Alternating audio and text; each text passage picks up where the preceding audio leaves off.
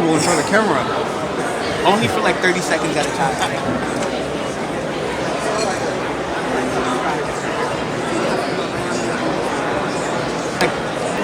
So there's a lot of experiential things.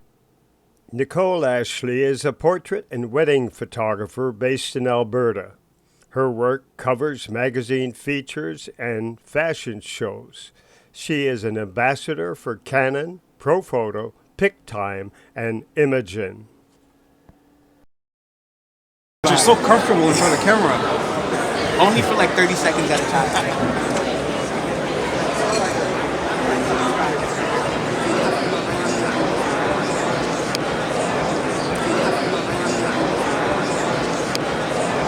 Lean in and have shoulders back, and it just totally changed the dynamic of the framing. And you can also play with shoulders with clients. Like again, I never try to have shoulders unless it's a stiff, like I'll show you an example here where someone's fixing like a boutonniere or something and I want shoulders to look really strong. I tend to have one shoulder up, one shoulder down, or one more forward, or curled back, curled forward. Never just, this is boring, right? Because if you think about it, any of us can go into a mirror and see ourselves at eye level, and when we see ourselves, what do we see? Our shoulders like this. If you start adjusting their shoulders and their head, automatically you're showing them a unique perspective of themselves. So don't sleep on posing shoulders.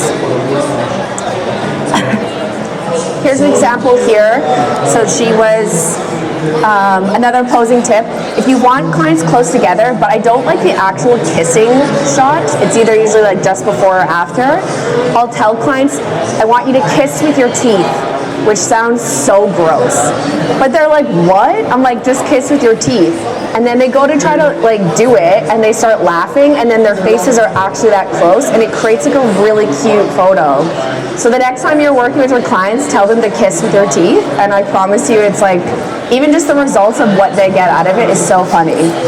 But here, it would have been a totally different photo if her shoulders were back versus leaning into him and curled into him. So be aware when you're posing your clients what their shoulders are doing.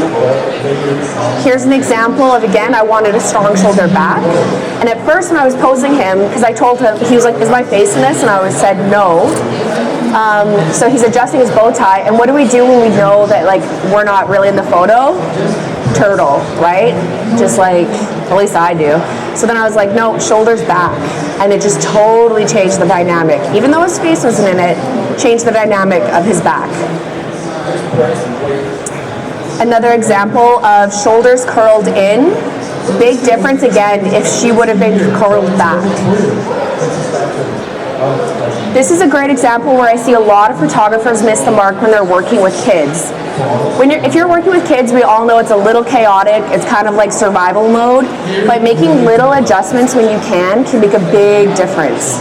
So for example, when they were first posing like this, the little kid was over her shoulder like this, and she held the shoulders.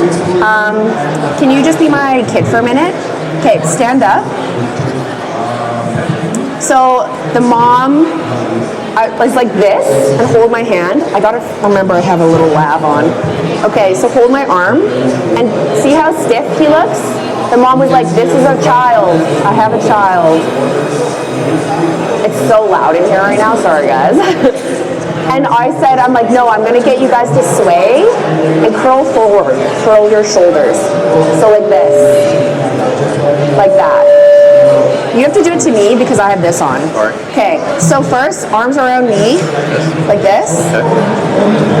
Like right here. Okay, and so she's holding like this. And at first she was just like, this is my child. Versus then she's like, oh, and then it's all like cute. But do you see the difference? Thank you child and parent. The difference of curling that shoulder with the kid made all of it look more emotional. And if you ever get stuck or you feel like people are still a little stiff, keeping them moving while you're introducing these poses to them is key. So often